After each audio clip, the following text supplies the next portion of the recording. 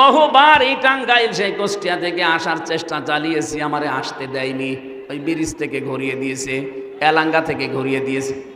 কি দোষ? কোনো দোষ নেই, এমনি। কি কারণ? কোনো কারণ নেই, এমনি। ১৫০০ বছর আগে সূরা কলমের তাফসীর পড়তে গিয়ে বেশি ওই জামানায় নবীজির দাওয়াতে বাধা দিয়েছিল, নবীজিকে পাগল বলেছিল। ৩টা কারণ পেয়েছি। প্রথম নাম্বার কারণ, নবীজিকে ওরা বাধা দিয়েছে, পাগল বলেছে, এমনি। কি কারণ? আরো জোরে বলেন। ১৫.৫ বছরে আমাদেরও কোরআনে বাধা দিয়েছে, আমাদেরকে উল্টা পাল্টা নাম দিয়ে ডেকেছে। কি কারণ? এমনি। বলেন, আরো জোরে বলেন। ওরা যেমন এমনি ছিল, 15.৫ বছরে কোনো ভোট হয়নি, এমনি ছিল। কিভাবে ছিল? আরে ভাই, আমি নিজে তো প্রমাণ। আমার চাচা চেয়ারম্যান 3 বারের, আমার দাদা ছিল এর আগে, শুধু মার কাটা নিয়ে এসেছে, ঘুমিয়ে আছে, সকালে দেখছে এমনি। সকালে কি? এমনি। এ দেশটা এমনি বানিয়ে ফেলেছিল। আমি যেটা বোঝাতে চাই এখান থেকে, আবু বকরের মন নিয়ে শোনেন, আপনি মাস্ট বি, আপনি কিছু নিয়ে যেতে পারবেন। আবু সেহেলের মতো মন নিলে হামজা না, নবীজি এসে ওয়াজ করলো, আপনার কাজ হবে না, শয়তানি বাড়তে থাকবে। 3 নম্বরে গুণ তাদের, ওয়ালা রাব্বিহিম ইয়াতাওয়াক্কালুন। কোরআন শোনার পরে এই মানুষগুলোর বিশ্বাস, এদের তবকা এত বেড়ে যায়, আল্লাহর প্রতি তারা ভরসাকারী হয়ে এখান থেকে যায়। এ তাফসীর মাহফিলের আয়োজন এই কারণে। আমরা আজকে আমাদের ভরসাটা আল্লাহর উপরে এত দৃঢ় করতে চাই, প্রতিবেশী রাষ্ট্র, দাদা বাবুরা না, তামাম দুনিয়ায় এক হয়ে গেলেও আমাদের ইমানের সামনে ধোলার মতো উড়ে যাবে। আমার ভাইরা, আমরা কোরআনে কারিমের 3 নাম্বার যে পয়েন্টটা, শুধুমাত্র 2টা লাইন বলছে। কবরে যে কেউ যদি বলতে চান মান হাজার রাজুল, এই লোকটাকে আপনি যদি বলেন যে হাজা নাবিয়ুনা মুহাম্মাদুর রাসূলুল্লাহ সাল্লাল্লাহু আলাইহি ওয়াসাল্লাম, 2টা কাজ মাস্ট বি দুনিয়ায় আপনাকে দেখাতে হবে। আপনি এই কোরআনে কারিম পড়তে হলে যে কায়দা পড়েন, আলিফ বা তা সা থেকে ইয়া পর্যন্ত 29টা অক্ষরে, প্রতিটি অক্ষরে আমাদের ওই নবীর পরিচিতি আল্লাহ দিয়ে দিয়েছেন। আলিফ দিয়ে আহমদ, বা দিয়ে বাশির, তা দিয়ে মুত্তাকি, সা দিয়ে মুদ্দাসির, জিম দিয়ে জামিল, হা দিয়ে হামিম, খ দিয়ে খাতামান নবিয়্যিন। টান দিতে দিতে আপনি একেবারে শেষে যাবেন, ইয়া ইয়াসিন। ইয়া হরফে নেদা, সিন মানে সাজ্জেদ। তাফসিরে কাবীরের ভেতরে সিন শব্দের 5টা অর্থ আল্লামা ফখরুদ্দীন রাজি রহমাতুল্লাহ আলাইহি দিয়েছেন। আল্লাহ পাক নিজে ঘোষণা দিচ্ছেন, ইয়াসিন, হে নেতা। সিন মানে সাজ্জেদুল আলামিন, সিন মানে সাজ্জেদুল বাশার, সিন মানে সাজ্জেদুল কাউনাইন, সিন মানে সাজ্জেদুল মুরসালিন, সিন মানে সাজ্জেদুল আম্বিয়া। এর এক একটা অক্ষরের ভেতরে হাজার হাজার কথা আছে। যত গবেষণা করবেন তত নতুন জিনিস পাবেন। আমার আলোচনার বিষয় একটা, এই জন্য আমি শুধু ইঙ্গিত দিলাম। আজ যারা আল্লাহর ঘোষণা দেওয়া নেতা ইয়াসিন, বিশ্বনবীকে যারা নেতা মানেন না, অন্য কাউকে যারা নেতা মানেন, আপনি বিশ্বাস করতে পারেন কবরে যে আপনি ধরা খাবেন। কারণ নবীজিকে আল্লাহ দেখিয়ে বলবে মান হাজার রাজুল, এই লোকটাকে আপনি বলতে পারবেন না, বলবেন লা আদরি, লা আদরি, আমার জানা নেই। যদি আপনি দুনিয়াতে বিশ্ব নবীর আদর্শে যারা চলে তাদেরকে নেতা মেনে চলতে পারেন, তাদের আদর্শ মতো চলতে পারেন, আপনি কবরে গিয়ে বলতে পারবেন হাজা নাবিয়ুনা মুহাম্মাদুর রাসূলুল্লাহ। আমরা তো এইটাই চাই, আপনি যেন ধরা না খান কবরে। কথা বলেন না কেন? আল্লাহ আমাদেরকে যেন বাঁচিয়ে দেন, দয়া করে বলেন আমিন। সূরা নাহাল, এটা আয়াতের তাফসীর করতে হলে 8-9টা বিষয় সামনে থেকে বলা লাগে। এর নামকরণ কি, এর ঐতিহাসিক প্রেক্ষাপট কি, এর বাংলা মাতৃভাষায় অর্থ কি হবে, এগুলো সব আলাদা আলাদা করে বলা লাগে। এর আগের আয়াত পরের আয়াতের সাথে সম্পর্ক কি, এগুলো তাফসিরের মূলনীতি, উসুলে তাফসির। আমার যেহেতু এখন এসার পরে আবার সেই মধু পড়েছে, ওঠা লাগবে, এই জন্য আমি খুব তাড়াতাড়ি করছি। সব বাদ দিয়ে আয়াতের ভেতরে প্রবেশ করলাম। আল্লাহ আমাদেরকে এবার একটা উদাহরণ দিচ্ছেন, উপমা, দৃষ্টান্ত। অদরাবাল্লাহু মাসালান কারিয়াতান কানাত আমিনাতাম মুতমাইন্না। আল্লাহ বলেন একটা গ্রামের উদাহরণ দিলাম, যে গ্রামটা ছিল নিরাপদ এবং নিশ্চিন্ত। ওই গ্রামে কেউ বসবাস করলে ওখানে নিরাপদে থাকতে পারতো এবং নিশ্চিন্তে। তাফসিরে মুফাসসির দিয়েছেন ইবনে কাসিরে, এটা হচ্ছে মক্কা। এটা কি? আমি কেন বলছি বারবার এই কথাগুলো? এখান থেকে কিছু শিক্ষা নিয়ে আসবে। এবার আপনি 47-এর আগে দেশটার দিকে তাকান। যাই ছিলাম, আমি ইতিহাস পড়ে যা দেখেছি, আমরাও নিরাপদেই ছিলাম। কথা বলেন না কেন? এই দাদাদের চক্রান্তে ওই সময়ে দেশটা, ওনাদের থেকে পাকিস্তান আর আমরা দুইটা ভাগ হয়ে গেলাম। এরপরে দেখেন এই যে 71 সালে ষড়যন্ত্র করে আমরা যেন দুর্বল হয়ে থাকি, এই কারণে পাকিস্তান থেকে আমাদেরকে ওরা আলাদা করে দিয়েছে। ওনারা পাকিস্তান থেকে আমাদেরকে আলাদা করে দিয়েছে, এই জন্য নাকি সারা জীবনের ওনারা আমাদের বন্ধু। ওনারা কি বলেন না কেন? পাকিস্তান থেকে মাত্র একটা ভাগ আমরা বের হয়ে গেছি, এই জন্য যারা করে দিল এই কাজ, আমাদেরকে যারা আলাদা করে দিল পাকিস্তান থেকে, তারা যদি আমাদের বন্ধু হয়। ডক্টর ইউনূস উনি চাচ্ছে 7 সিস্টারের মাধ্যমে ভারত যেন আরো 7 ভাগ হয়। আপনারা 1 ভাগ করে যদি বন্ধুর দাবি করেন, আমরা তো 7 ভাগ করে দেওয়ার চেষ্টায় আছি। আমরা কত বড় বন্ধু আপনি টের পাচ্ছেন? আরে ভাই, আপনি 1 ভাগ করে যদি সারা জীবনে বলতে পারেন আমরা তোমাদের বন্ধু, আমরা কয় ভাগ করব? 7 সিস্টার, 7 ভাগ করার চেষ্টায় আছি। আপনার বড় বন্ধু আমরা। এখান থেকে আল্লাহ বলেন, ইয়াতিহা রিজকুহা রাগাদাম মিন কুল্লি মাকান। বাংলাদেশ পাকিস্তান যখন এক ছিল, আপনি দেখেছেন আমাদের আশপাশ যে দেশ থেকে, আল্লাহ বলেন ওই যে মক্কায় বিভিন্ন দেশ থেকে তাদের কাছে জীবন উপকরণ, রিজিক যা লাগে সব আমি আল্লাহ ব্যবস্থা করে দিয়েছিলাম।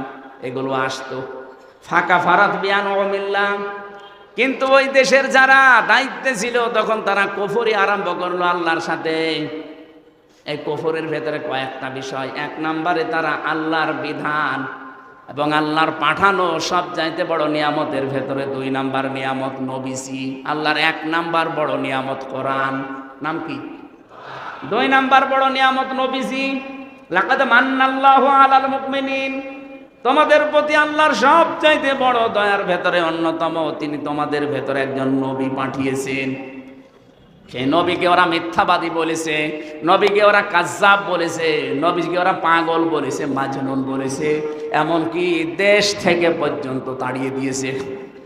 কথা বলেন না কেন? আল্লাহ রাব্বুল আলামিন বলেন, এরকম কিছু কারণ দেখার পর আমার নিয়ামতের শুকরিয়া আদায় না করে আমার নিয়ামতের সাথে যখন ওরা বিদ্রোহ করেছে, আমার এত বড় নিয়ামতকে দেশে থাকতে দেয়নি, তাড়িয়ে দিয়েছে। ফাযাকাল্লাহু লিবাসাল জুই ওয়াল খাউফ। তখন আমি আল্লাহ ওদেরকে পোশাক পরিয়ে দিলাম স্বাদ চাকাতে, মজা চাকাতে, আচ্ছাদন করার জন্য। 1 নম্বরে দিলাম ক্ষুধা, 2 নম্বরে দিলাম ভয়। এর তাফসীরের ভেতরে দেখেছি ক্ষুধার ভয় আমার আল্লাহ এমন বেশি দিয়েছিলেন, ওরা পায়খানা পর্যন্ত গরম করে ওর সাথে মদ মিশিয়ে বড়ি বানিয়ে খেত। এত দুর্ভিক্ষ লেগে গিয়েছিল।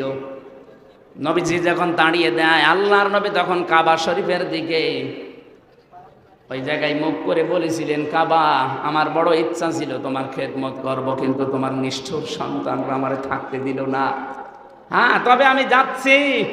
আল্লাহ যাবার সময় তাকে সূরা কসসের 85 নম্বর আয়াতের শেষেরটা শুনিয়েছিলেন, লা রাদ্দুকা ইলা মাআদ।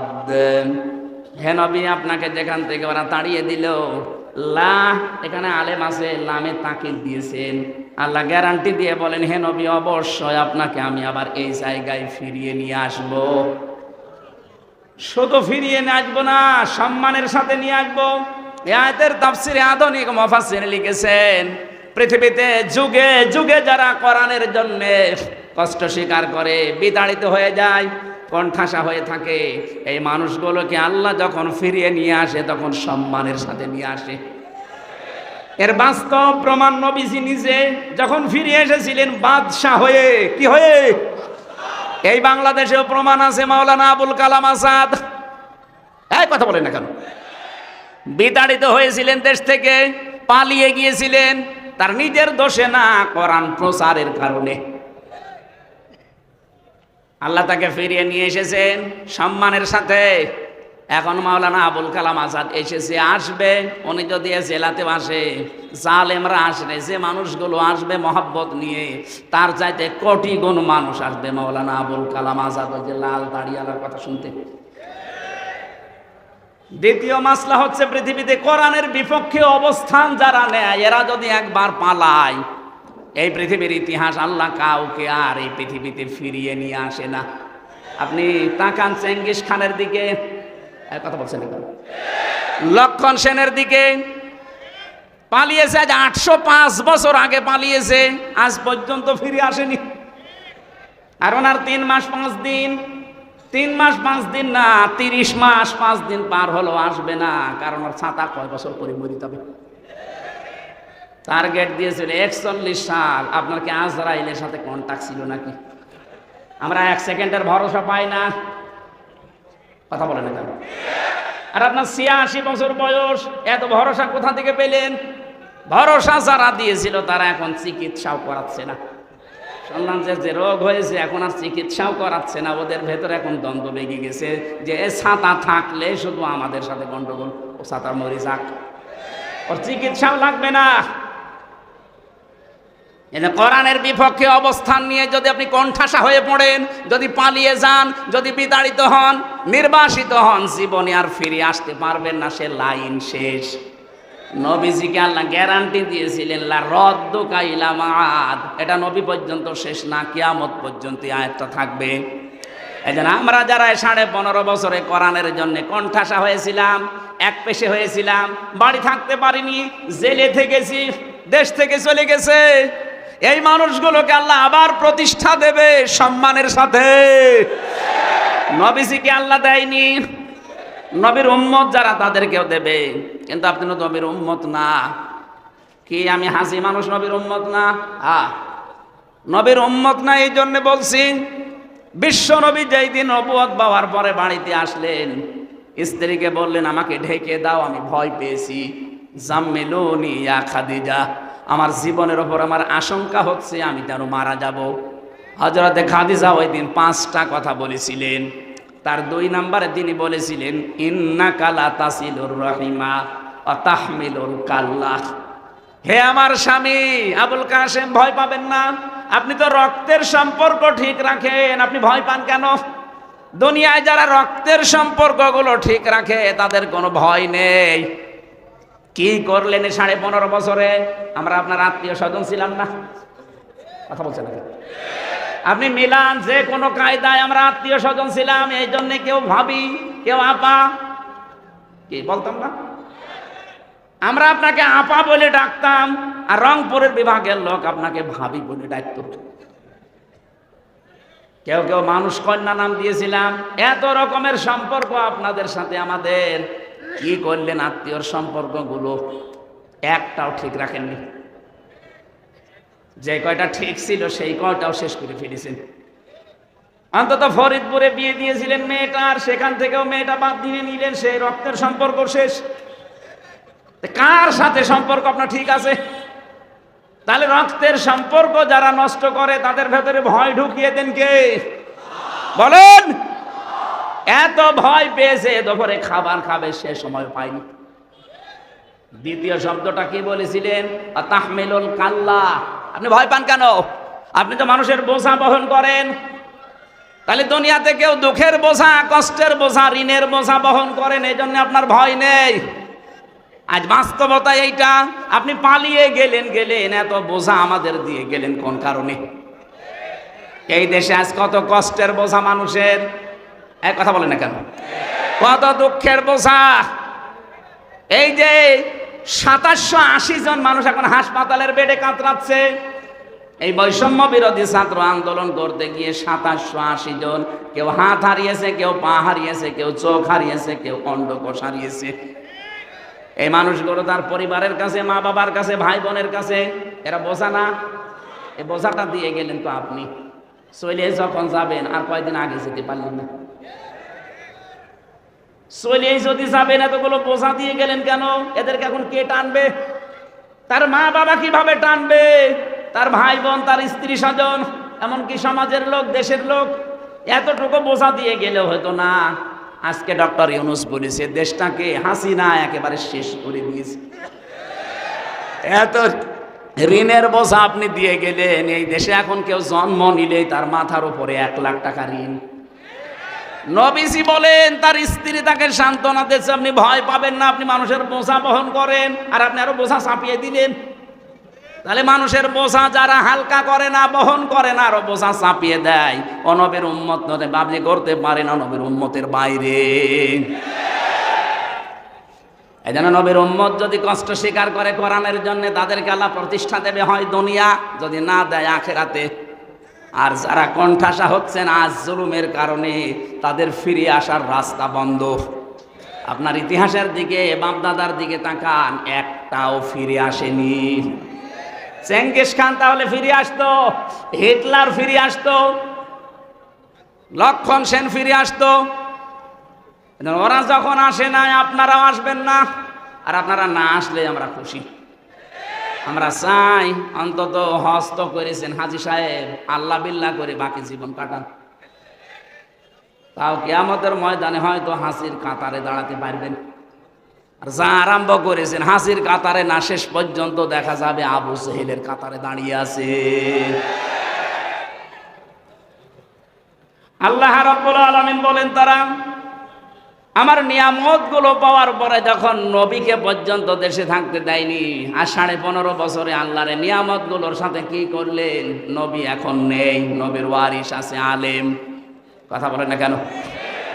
আপনি, আমি তো নিজে সাক্ষী।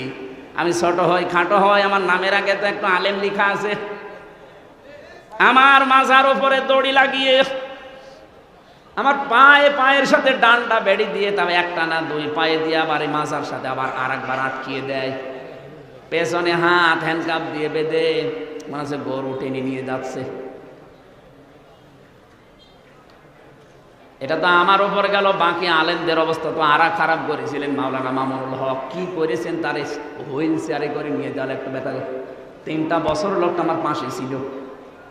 আমি সত্যি করে বলছি, লোকটা ভালো মানুষ আমার দৃষ্টিতে। কারণ 3 বছর এক ঘরে আমি দেখেছি লোকটার ইমান, লোকটার আমলের ভার কত। আমি একটা যুবক মানুষ, আমিও তো হাফেজ। 1-1.5 পারা পড়লে আমার পায়ে ব্যথা করে, অথচ ওনার বয়স 50, আমার বয়স 33। আমার এখন 33, আর ওনার মনে হয় 53। ওই সময় 52 ছিল, এখন আর 1 বছর হয়ে গেছে। ওনার 53, আমার 33, আমার বাড়িতে 20 বছরের বড়। অথচ এক রাকাতে লোকটা প্রায় 1.5 পারা, 2 পারা, 3 পারা করে পড়তো। লোকটার ইমানের তুলনায় আমলও ভালো, লোকটা আসলে ব্যবহার আচারও ভালো, কারণ বাবা ভালো। তো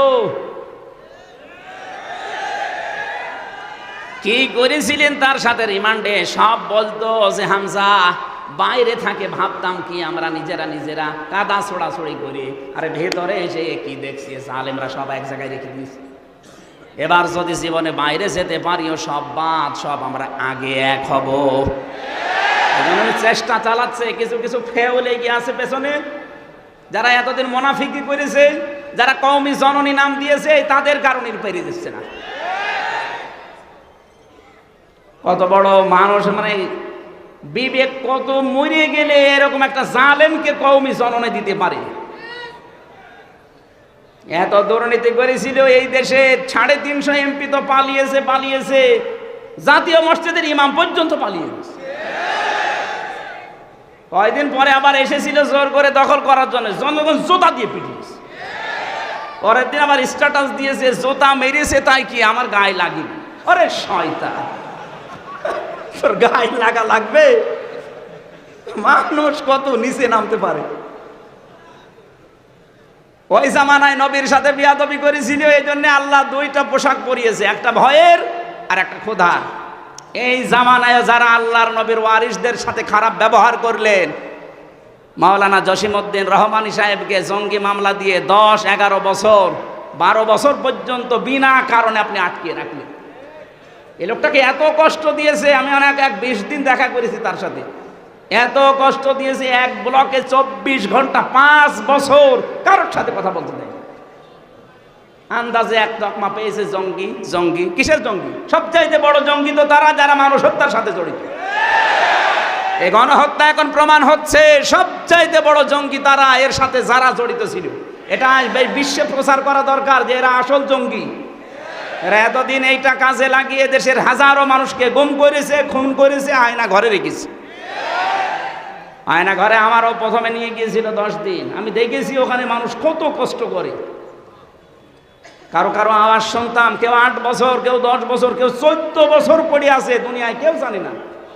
এত বড় বড় নখ হয়ে গেছে, এত বড় বড় নখ, চুল দাড়ি গোপ মনে হচ্ছে জঙ্গল থেকে বেরিয়ে আসতেছে।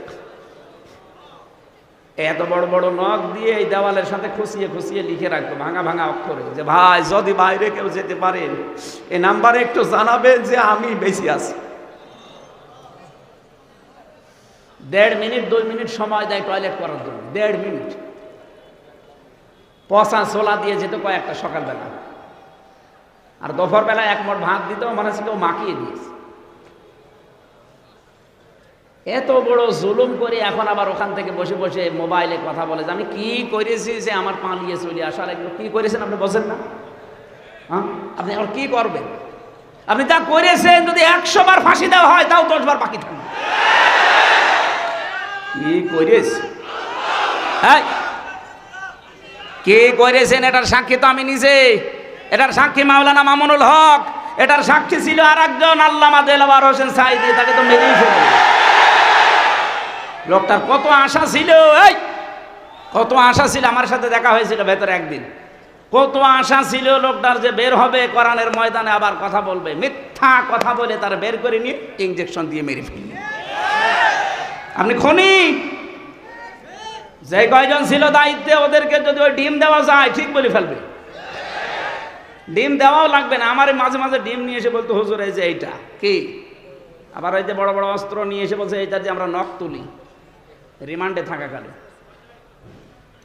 ওদেরকে এগুলো একটু দেখানোর দরকার যে বল কেন ইনজেকশন দিলি, কার হুকুমে দিলি, আমার মনে হয় সব বলে ফেলবে। আর এখন আবার মিথ্যা কথা, এই জালেমদের পক্ষে এখনো সাফাই গায় অনেকে যে কি করেছে, ওনার পালিয়ে চলে যাওয়া লাগলো। কি করেছে আপনি টের পাচ্ছেন না? আপনার বাপ যদি 14 বছর থাকতো আপনি টের পেতেন।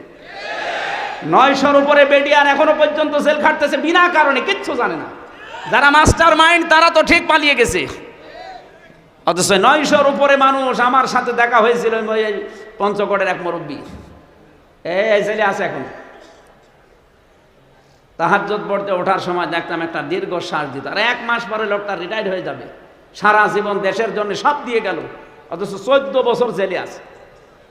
রাতের বেলা তাহাজ্জুদের সময় দেখতাম একটা আওয়াজ দিত, আমার মনে হয় এটা আরো সে ধাক্কা খেয়েছে। জালেম এমনি পড়েছে, কত মানুষের বরদোয়া লিখে আছে আপনি জানেন?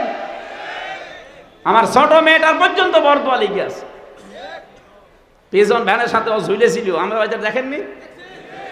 শয়তান পর্যন্ত মন হয় কেটে ফেলিস, আর ওই শয়তানদের মন নরমই হয় না। মামলা দিয়েছে, জামিন পাওয়া আমার যদি অধিকার থাকে, অধিকার আছে না, আমার জামিন হবে না। লাল কালি দিয়ে রেখেছে মাওলানা মামুনুল হক, আমির হামজা, এদের হবে না, কিয়ামত হয়ে গেলেও হবে না। এত বড় বড় জুলুম করেছে, আর এখনো জালেমদের পক্ষে সাফাই গান। আপনি মানুষ, আপনি জানোয়ার। ওরা নবীদের বিরুদ্ধে অবস্থান নিয়ে ওদেরকে আল্লাহ পোশাক পরিয়েছিলেন, খোদার পোশাক, ভয়ের পোশাক। আল্লাহ এই জামানায় নবীর ওয়ারিসদেরকে অত্যাচার করার কারণে খোদার পোশাক আর ভয়ের পোশাক, বারবার দুর্ভিক্ষের ভয় দেখাতো। বিমা কানু ইয়াসনাউন, কারণ তারা যে কাজ করেছিল এই কাজের জন্য আল্লাহ শাস্তি দিয়েছে। ফাতিলকা বুয়ুতুহুম খাবিয়াতাম বিমা যালামু। আল্লাহ পাক বলেন এই সেই ঘর, খাবিয়াতান আমি উজাড় করে দিয়েছি, পরিত্যক্ত বানিয়ে দিয়েছি, জনশূন্য করে দিয়েছি, সার শূন্য করে ফেলেছি। বিমা যালামু, তাদের জুলুমের কারণে। এই আয়াতটা ১৫০০ বছর আগে নাজিল হওয়া, অথচ ২০২৪ সালের ৫ আগস্টে মনে হচ্ছে বিকাল ৫টায় আল্লাহ আর একবার নাজিল করেছে। আপনি তাকান সারা বাংলাদেশের দিকে, ৬৩০টা থানা আছে কম বেশি এদেশের। যেখানে যেখানে জালেমদের ঘর ছিল ওই জায়গাগুলো আল্লাহ উজাড় গৃহ বানিয়ে দিয়েছে। আমার কুষ্টিয়ার হানিফ সাহেবের বাড়ি, এটা সাহেব বলা ঠিক না, হানিফের বাড়ি। কি এনো সাহেব বলা ঠিক না, কারণ সাহেব হওয়ার যোগ্যতা তারা হারিয়ে ফেলেছে। ওরে ইনু বলা যায়, না হলে নুনু বলা যায়, কারণ এখন মানুষ আর ইনো বলে ডাকে না, বলে নুনু। সেদিন আদালতে তুলতে সময় দেখলাম একজনকে পচা ডিম মেরেছে, বলছে নুনুর গায়ে মারলাম। বলবে তো যে ইনুর গায়ে না, বলছে নুনুর গায়ে মারলাম। তার মানে নামও পাল্টিয়ে গেছে, এখন আর কেউ ইনো বলেও ডাকে না। সাহেব তো দূরের কথা, নাম পাল্টিয়ে দিয়েছে নুনু। এই জন্য হানিফের বাড়ি আপনি দেখবেন উজাড় গৃহ বানিয়ে দিয়েছে আল্লাহ, এখন জাতীয় টয়লেট। অথচ ৫ তারিখের আগে কত দাপট ছিল ওই বাড়িটার, ওখান থেকে জুলুমের কত ষড়যন্ত্র হতো। কুষ্টিয়ায় কাকে কাকে ধরিয়ে দেবেন, কাকে মিথ্যা মামলা দিয়ে মিথ্যা সাক্ষী দিয়ে জীবন নষ্ট করবেন, ওই ঘরে পরিকল্পনা হতো। হ্যাঁ, কথা বলেন না কেন? শুধু কি ওই জায়গায়, সারা বাংলাদেশের ৬৪ জেলার ৬৩০টা থানা কম বেশি সব জায়গায় জালেমদের ঘরে একই আলোচনা, যে সকালে কারে দুর্বল করা যায়, কারে ধরিয়ে দেওয়া যায়, কারে মিথ্যা মামলা দিয়ে মিথ্যা সাক্ষী দিয়ে ওরে নষ্ট করে ফেলা যায়। কিচ্ছু জানে না, একজন ঘুমিয়ে আছে ঘরে, হঠাৎ চোখ খুলে দেখছে থানা হাজতে। কি গো? ঘুমের ঘরে উঠে জিজ্ঞাসা করছে, ভাই আমি কোথায়? হাজতে। কেন? গাছ কেটেছিস? কখন? স্বপ্নে। এইটা চলছিল কিনা বলেন তো? আর ওরা সকালবেলা বুড়ে উলাইতো, আমরা ন্যায় বিচার কায়েম করছি। এই ন্যায় বিচারের নমুনা। একটা লোক কিচ্ছু জানে না, গাছ কাটা কি, গাড়িতে আগুন লাগানো কি, ও জীবনে কোনোদিন দেখেও নি, অথচ সেই মামলায় ও জেল খাটতেছে ৫ বছর। আর বানানোর সাক্ষীগুলো তো সব আগে থেকে রেডি করা। আমারে বলছে আপনার নামে ৫০টা মামলা হবে। আমি বললাম যে স্যার আপনি কি মামলা বানাবেন? বলছে মামলা সব আমাদের রেডি করা আছে, শুধু নাম লিখে দেব। কি চোখ ছিল দেশে, আপনি টের পাচ্ছেন? এইরকম একটা পাথর আল্লাহ নামিয়ে দিয়েছেন, আর এই জুলুমের জায়গাগুলো আল্লাহ খাবিয়াতান বানিয়ে দিয়েছেন, যা একেবারে সার শূন্য পরিত্যক্ত বানিয়ে দিয়েছেন। সবচাইতে বড় জুলুমের সিদ্ধান্ত যেখান থেকে হতো, ওই বাড়িটার দিকে তাকান, মানুষ এখন জামাতবদ্ধ হয়ে যে পোশাক পরছে। গত ৩ দিন আগে পত্রিকায় দেখলাম ৮-৯ জন একসাথে গিয়েছে বিভিন্ন দিকে মুখ করে আল্লাহ রাস্তায় পোশাক পরছে। এমনি এমনি এগুলো হয়নি, বিমা যালামু, তাদের জুলুমের কারণে আল্লাহ এগুলো করেছে। এই কথা বলেন না কেন? জুলুম করার পরে মানুষগুলো উল্লাস করত। যারা জুলুম করে উল্লাস করে হাসি দেয়, আল্লাহ বলেন হে নবী ওদের হাসতে দেন, কিছুদিন পরে দেখবেন ওরা কাঁদবে। আপনাদের টাঙ্গাইলের কৃতি সন্তান নাম বলতো, শাপলা চত্বর পরিষ্কার করার পরে উনি আবার কি কথা বলেন না কেন? এখন কাঁদতেছি।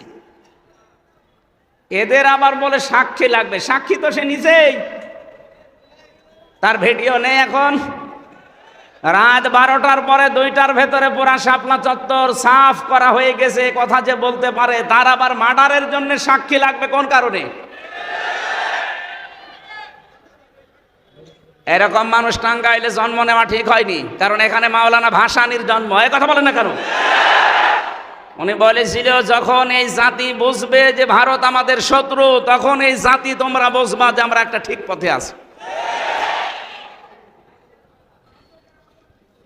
তারা বিচক্ষণ ছিল, আর আমরা এমন বিচক্ষণ যে স্বামী স্ত্রীর সম্পর্ক বানিয়ে দিয়েছেন ভালো কথা, স্বামী স্ত্রীর সম্পর্ক আপনারা বানিয়েছেন, আমরা মেনে নিলাম। যান, স্বামীর কাছে স্ত্রী আছে, সাথে শালি গেছে।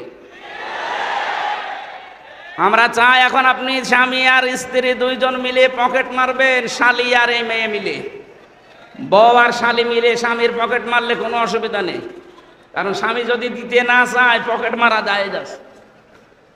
3 মাস গেছেন, পকেট মারেন, যত টাকা পয়সা পাঠাবেন আমাদের দেশে আমাদের ঋণ মুক্ত হবে। জামাইয়ের কাছ থেকে যদি কিছু নাই পায়, ও সাতার জামাই দরকার কি? কথা বলে না কেন? এমনিতে তো কিছু দেয় না, তারপরে পকেট মারা টাকাগুলো দিলে অন্তত আমরা ঋণ মুক্ত হতাম। যা করে গেছে, প্রতিবেশীর নামে যা করছেন পৃথিবীর ইতিহাস হয়ে থাকবে। আপনাদের ঈমান নেই আমরা জানি, কিন্তু বিবেক তো আছে, একটু বিবেকটা কাজে লাগান।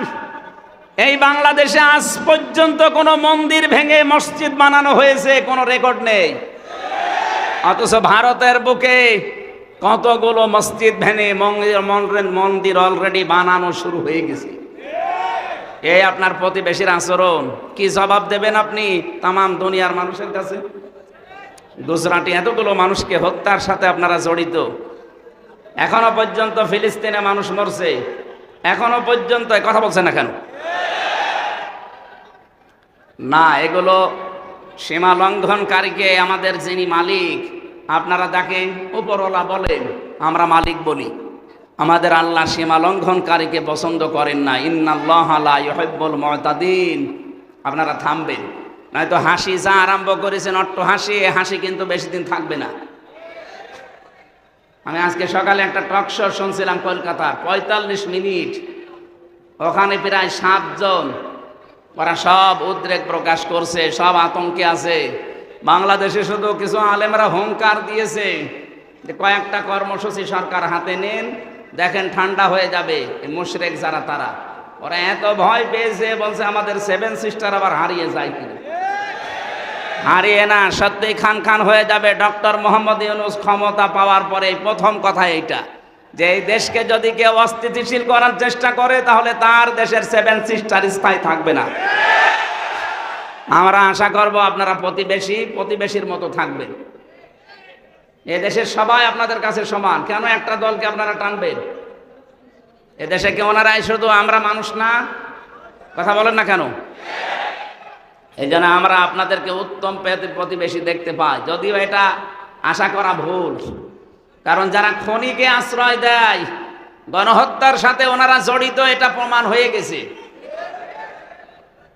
এতদিন পর্যন্ত যাদের নামে মিথ্যা মামলা, ধর্ষণ বলেন আর হত্যা বলেন আর আগুন লাগানো বলেন, এই মামলা দিয়ে যাদেরকে ফাঁসি দিয়ে দিলেন, এদের নামে সাক্ষী ছিল না। কারণ সাক্ষী দিতে হয় দেখে দেখে, তারা সব শুনে শুনে সাক্ষী দিয়েছে। কথা বলে না কেন? জন্ম নিয়েছে 75-এ, সাক্ষী দিচ্ছে 71-এ। ও মায়ের পেটেও আসেনি, সাক্ষী দিল কি করে?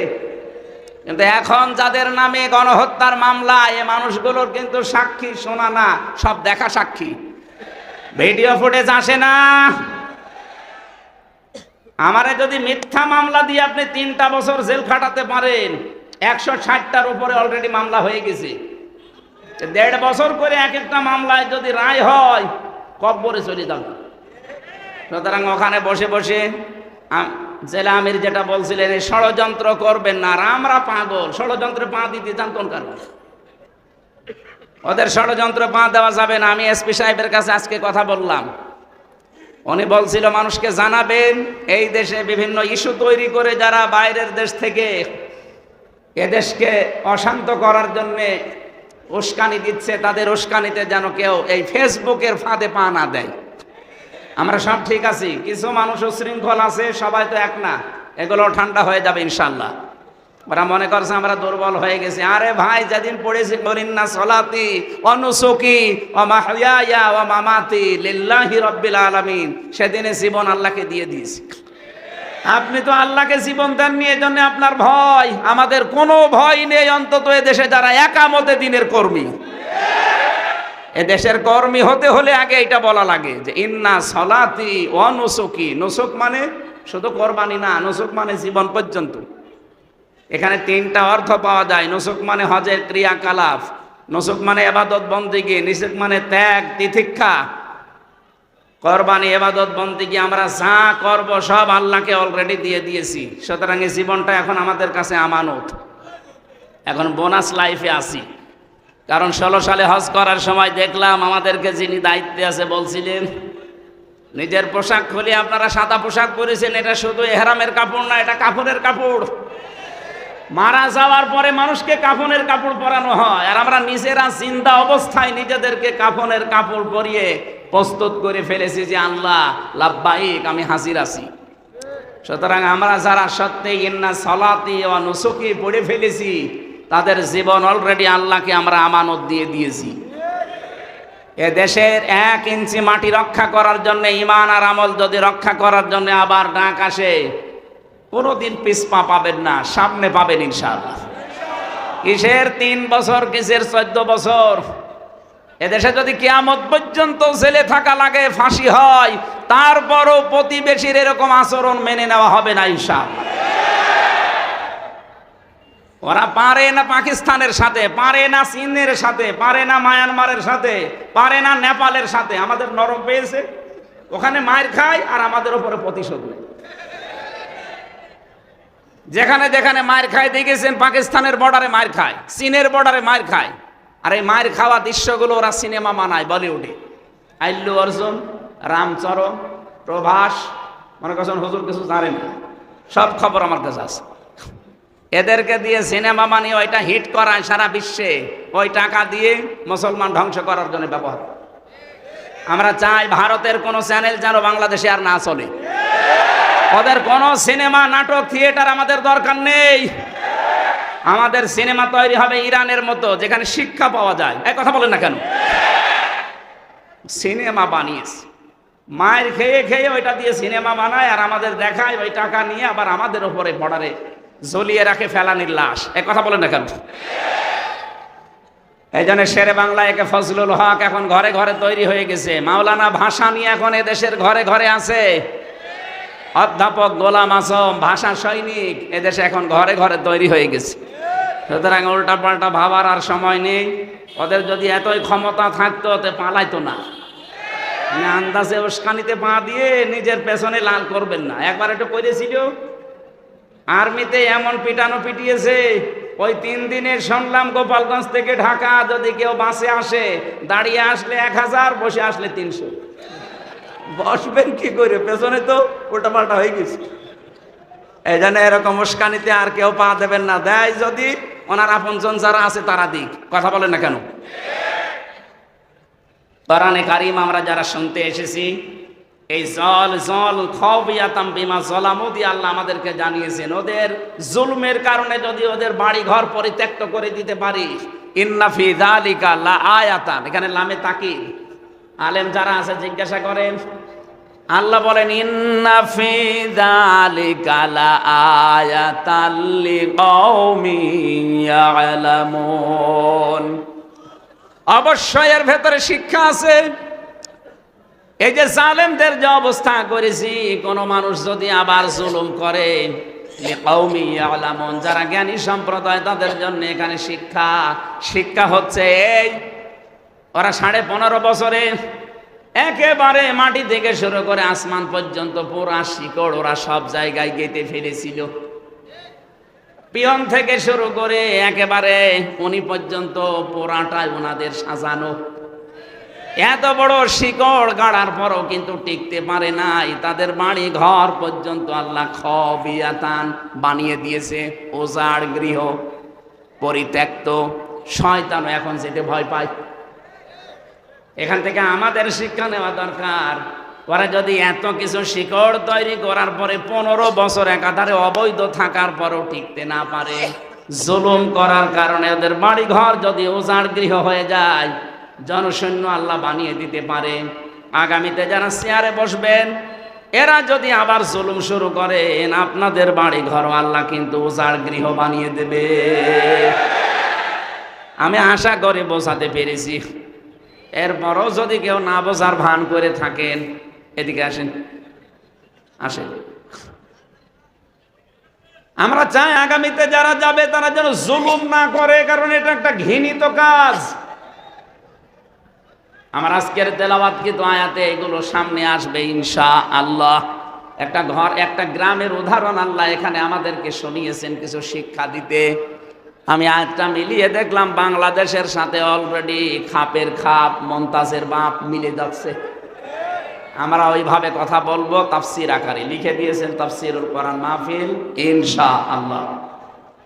কোরআনে কারীম আজ পর্যন্ত যারা শুনতে এসেছে নাজিল হওয়ার পরে কিয়ামত পর্যন্ত যারা শুনবে, এই মানবতা 3 শ্রেণীতে বিভক্ত। 1 নম্বরে কোরআন শুনলেই বাধা দিত, এরা কাফের। এরা কি? এই 15.5 বছরে কোরআনের কথা শুনলেই বাধা দিত এমন মানুষ পাওয়া যায়নি। হয়তো সরাসরি বলে নাই যে হবে না, কিন্তু 14 জায়গায় অনুমতি নেওয়া লাগবে এই সিস্টেম করেছিল। বিষয় একই, যাতে মাতাল হলো তাহলে ঠিক ছিল। একটা ছেলে শুধু ফুল ছেড়ে গাছে, পাশের বাগানের মালিকের ছেলে এসে বলছে, চাচা আপনার এই ছেলে আমাদের বাগানের ফুল ছেড়ে বারবার, আপনি কিছু বলেন না কেন? চাচা বলছে ওই ছেলেটার একটু মাথা খারাপ, এই কারণে ছেড়ে। ভাতিজা বলছে, চাচা ওর মাথা খারাপ, পাশেই তো আপনার বাগান, ও বাগানের ফুল তো ছেড়ে না। চাচা বলছে ওর মাথা খারাপ, তবে অত খারাপ না।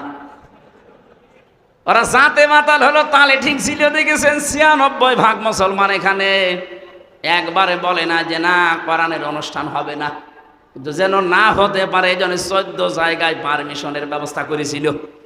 কেউ যাবেও না 14 জায়গায়, কোরআনের কথা শুনবেও না। আলহামদুলিল্লাহ পাথরটা সরে যাওয়ার কয়েকদিন পরেই এদেশের গোয়েন্দা বিভাগের সর্বোচ্চ যিনি দায়িত্বে আছেন আমার হোয়াটসঅ্যাপে কল দিয়েছিল। আমার বলছে, হুজুর বাংলাদেশের 56,000 বর্গ মাইলের যেখানে ইচ্ছা কোরআনের কথা বলবেন, কারো অনুমতি নেওয়া লাগবে না। যদি কেউ একটু উসবিস করে বাধা দেয় শুধু আমারে জানাবেন, ওর ঠ্যাং ভেঙে ফেলবো। আমি বললাম, স্যার আপনি এতদিন ছিলেন কোথায়?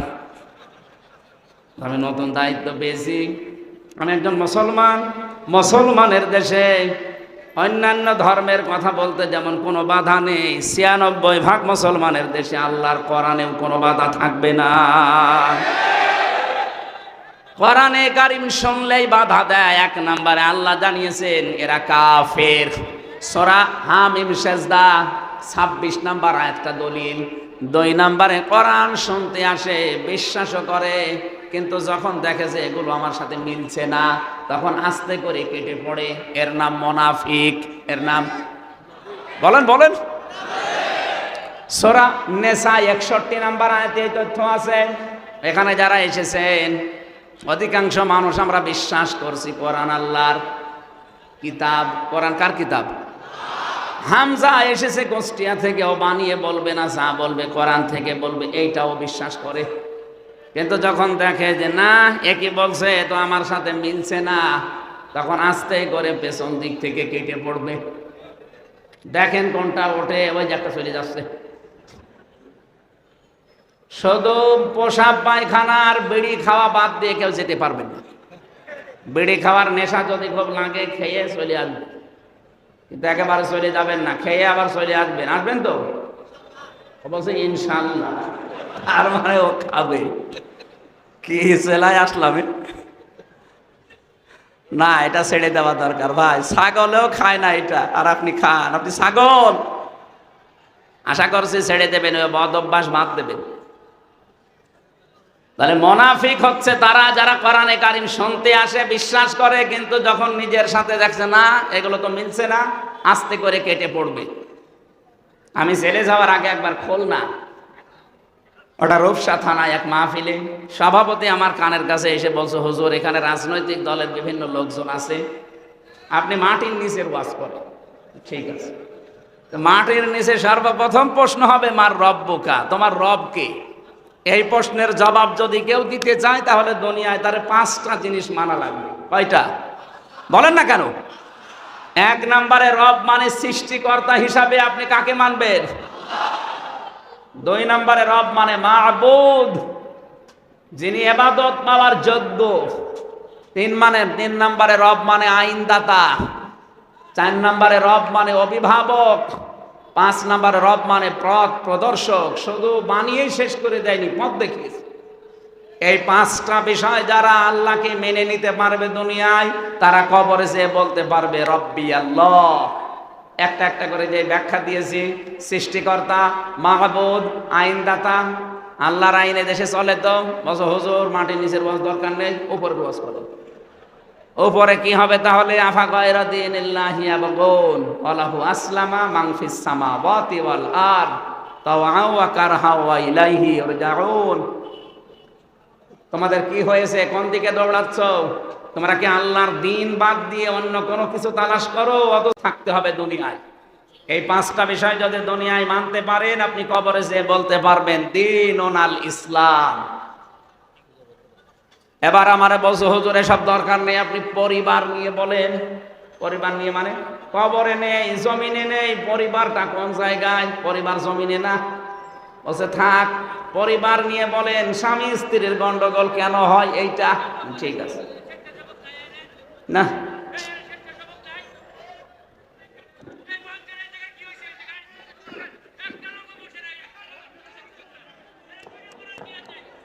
ডিস্টার্ব হয়ে গেল এদের কারণে। একটা গুরুত্বপূর্ণ বিষয় বলছিলাম, এরা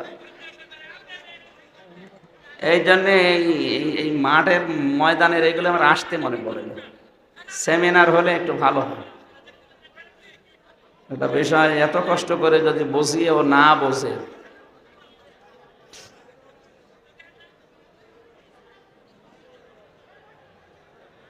এই এখান থেকে আসেন। ও সেখানে যা করে করুক, কথা বলা যাবে না ভাই, এমনি সময় নেই। বসেন বসেন বসেন। বিশ্ববিদ্যালয়ে দেখতাম 45 মিনিট 50 মিনিট ক্লাস নেওয়ার পরে 4-5টা প্রশ্ন করত যে আপনি আসলে বুঝেছেন কিনা। তা আমি যে আধা ঘন্টা 1 ঘন্টা কথা বলবো, এরপরে যদি 2টা প্রশ্ন করি, একটাও যদি জবাব দিতে না পারে, তা আমারে বেকার খালি বকবক করা হবে না? আপনি কবরে যে বলতে চাচ্ছেন যে আমার রব আল্লাহ, আমার রব্বুকা রব্বি আল্লাহ, বলতে পারবেন না। 5টা বিষয় দুনিয়ায় মানা লাগবে। মা দিনুকা, তোমার দিন কি বলতে পারবেন না। আমি লাইভ দেখছিলাম, মনে হয় কি ডক্টর রফিকুল ইসলাম চলে গেছে, উনি মনে হয় এই পয়েন্টটা বলেছিলেন যে খালি জোব্বা গায়ে দিয়ে পাগড়ি মাথায় দিয়ে বুজুর্গর নাম করো, অথচ পৃথিবীতে কত অন্যায় হচ্ছে, প্রতিবাদ করাকে দুনিয়ার কাজ মনে করো। দাঁত খুলে ফেলবে আল্লাহ। বন্টামি করার জায়গা পাও না, তোমার ইমানই তো নেই। ইমানের যে ক্যাটাগরি গুলো বলছিলেন না, জালিকা আদাফুল ঈমান, তার ইমানের সর্বনিম্ন পর্যায়ে যে মনে মনে ঘৃণা করে। ঘৃণা তো করেই না, আরো জালেমদের সাপোর্ট দিয়েছে। আবার বলে যে আমি বুজুর্গ, আমি হক্কানি, বিশাল জব্বা ওনার মতো গায়ে দিয়ে মনে হচ্ছে যে কি আসমান থেকে পালিয়ে এসেছে। আপনি মা দীনুন আল ইসলাম যদি বলতে চান, অবশ্যই আপনাকে 5টা বিষয় দুনিয়ায় দেখাতে হবে যে আমি মানি। আপনার আনুগত্য নেই, আপনার ইখলাস নেই, আপনার আকীদার বিশুদ্ধতা নেই, উন্নত চরিত্র তো বালাই নেই, লেনদেন স্বচ্ছ নেই, কিভাবে বলবেন দীনুন আল ইসলাম? 3 নাম্বারটা তো আরো কঠিন। মান হাজার রাজুল, এই লোকটা কে ছিল? আপনি যদি বলতে চান হাজা নাবিয়্যুনা মুহাম্মাদুর রাসূলুল্লাহ, 2টা বিষয় মাস্ট বি আপনাকে মানায় লাগবে। আমি সামনে যদি যাই, সামনে দেখছি উনি আমার এইটা বলার উদ্দেশ্য হচ্ছে আমি যেন কোনো পারিবারিক জীবন, সামাজিক জীবন, রাজনৈতিক জীবন, অর্থনৈতিক জীবন এগুলো যেন না বলে ওই সাংসারিক জীবনে যা আছে স্বামী স্ত্রীর ঠোকামুখি, ওইটা বলে শেষ করি। ঠিক আছে, স্বামী স্ত্রীর গন্ডগোল কেন হয়? সূরা নিসার 34 নম্বর আয়াত পড়লাম যে এই কারণে গন্ডগোল হয়, আর এটা মেটানোর পদ্ধতি এই মনাজাত করে বাড়ি গেলাম, যাওয়ার পরে ওনার বাড়িতে খাবার দেখি ছাতা কথা বলছে না, মুখ গোমরা করে আছে। কি চাচা কি হয়েছে? বলছে হুজুর আমার বর সাথে যে আমার গন্ডগোল, আপনি জানলেন কি করে? জানবো কি করে? না, আপনাকে হয়তো কেউ বলে দিয়েছে। আজকে আমার যা যা হয়েছে আপনি তাই তাই বললেন। আজকে আমার বর সাথে আমার হাতাহাতি হয়েছে, আপনি তাই বললেন। আমি আরে আমারে কেউ তো বলে দেয়নি, আমার একজন বলেছে। কে? 1500 বছর আগে এই কোরআনে আল্লাহ জানিয়েছে যে স্ত্রীর সাথে কেন গন্ডগোল হয়। তা আপনি আমারে নিয়ে যেয়ে লাগাবেন কোথায়? যদি মুসলমানিতে লাগান, আমি ওই জায়গায়ও বের করবো যে মুসলমান কেমন করে হওয়া লাগে। আর কথা বলছে না কেন? আমাদের জাতির পিতা ইব্রাহিম আলাইহিস সালাম উনি মুসলমান না হিন্দু? আমরা অনেকে মনে করি মুসলমান মানে কেটে ফেলা, না। জেলে যাওয়ার পরে এই যে পাশের জেলা আপনাদের গাজীপুর পাশে না, কাশিমপুরে ছিলাম আমি 3 বছর। ওখানে যিনি ছিলেন দেবদুলাল, এই লোকটা যখনই জেলখানায় আসতো এই জেলার একেবারে সবাই চিল্লিয়ে বলতো ফুলহাতা আসতেছে। ফুলহাতা মানে মুসলমানই দেয়নি। আমরা যারা আছি আমরা কি হাফ হাতা, আমরা কি। আর উনি ওই দিন বুঝেছিলাম যে আল্লাহ হাফ হাতা কি আর ফুল হাতা কি। এই লোকটা ফুল হাতা হোক, আমরা মনে করছি আমরা হাফ হাতা হয়ে গেছি, আমরা মুসলমান না। মুসলমান হওয়ার জন্য সর্বপ্রথম আপনাকে আত্মসমর্পণকারী হওয়া লাগবে। আমাদের জাতির পিতা যেটা করেছিলেন, ক্বালা আসলামতু লিরাব্বিল আলামিন। এই জন্য কোরআনে কারিম আমার একটা আলাদা বিষয় আছে, আমি এদিকে যাচ্ছি। কোরআন যারা শুনতে আসে বিশ্বাস করে, কিন্তু ওই সভাপতির মতো যেই দেখেছে না এটা তো আমার বিরুদ্ধে যাচ্ছে, তখন আস্তে করে কেটে পড়ে। এটা মুনাফিক। এটা কি 3 নম্বরে কোরআন শুনতে এসেছে এবং শুনতেছে এবং কিয়ামত পর্যন্ত শুনবে তারা আল্লাহর ভাষায় যারা মুমিন। কার ভাষায়?